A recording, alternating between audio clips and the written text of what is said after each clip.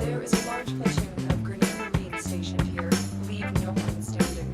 So at the end of the last episode, I opened up Uranus and began the process of clearing all of the missions on the planet like you do. As with most of the other planets, I noticed yet another uptick in the game's difficulty level. The average enemy level was from like 22 to 30-ish. Enemies are a bit smarter and much spongier in general, which makes me wonder if you're supposed to gain strength as you progress through these planets, or if it just gets more difficult while your strength kind of plateaus. On one hand, it is cool that the game encourages you to adapt as you progress, but I do find the sponginess of some of the enemies to be a bit much, unless you're using weapons with an Orokin catalyst installed. For context, I wanted to start leveling up some of the weapons that had been sitting idle for a bit, but I found they weren't doing that much damage even when maxed out at the normal 30 mod capacity. I'm sure there's something I'm missing here, but for now, this is looking to be quite the challenge. I was also clearing out a lot of Uranus so I wouldn't run into any issues when I began undertaking quests that involved the planet. A specific quest that I had in mind was one that I had received a week or so ago called A Man of Few Words. I found it kind of odd that I was given this quest so early, so I was intrigued to see what it had to offer. A Man of Few Words starts out as you doing a favor for an NPC named Darvo, who you met pretty early in the game.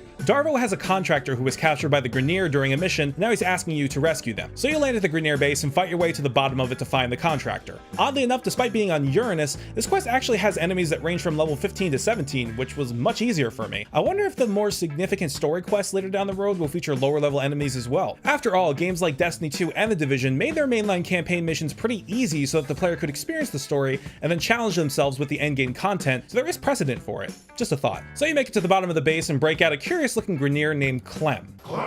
He's kind of the Groot from Guardians of the Galaxy type. You get the sense he's pretty strong, but the only words he can say are his name and the name of his favorite weapons. Come to think of it, that's actually one word less than what Groot can say. So you break Clem out and escape the base, but you come to find that Clem's favorite weapon, the Grakata, are missing, meaning that someone took them. Your mission then turns into a search for these Grakata, which ends up being a pretty simple find actually. It's kind of just chilling on a bench in an enemy barrack. Then, of course, Clem wants to get even, so like the New Strange before, the mission seamlessly turns from a salvage mission to an assassination mission as you take down the bastard that stole Clem's Grakata. The final mission in this quest has to do with completing the contract that Clem was supposed to do before getting captured. It's a survival mission that you run with Clem helping you out. It's a pretty standard mission other than being attacked by a high-level enemy randomly, but at the end, Darvo says this. We got the artifact, the potent Orokin technical augmentation and tactical offensive device. It's super hard to say. Potato.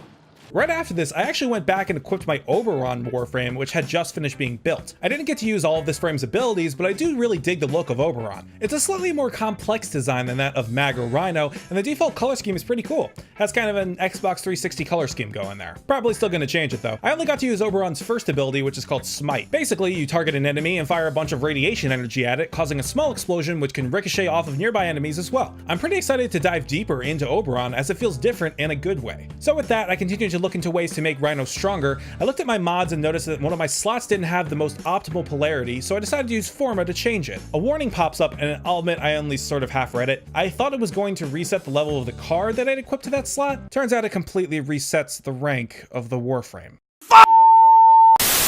Now granted, it is pretty easy to re-level a Warframe just by keeping your high-level weapons equipped and just not getting caught in a mob of enemies, but this is probably one of the stupidest things I've done in the game thus far. Not to mention that I was pretty close to clearing Uranus, but I had to go back and grind Rhino before I could continue. I think the 3-day affinity booster was a good call here. So as I get back on track here, I look forward to finally finishing up Uranus and moving on to whatever awaits me on the next planet. Terminal. Get me in and get ready to defend.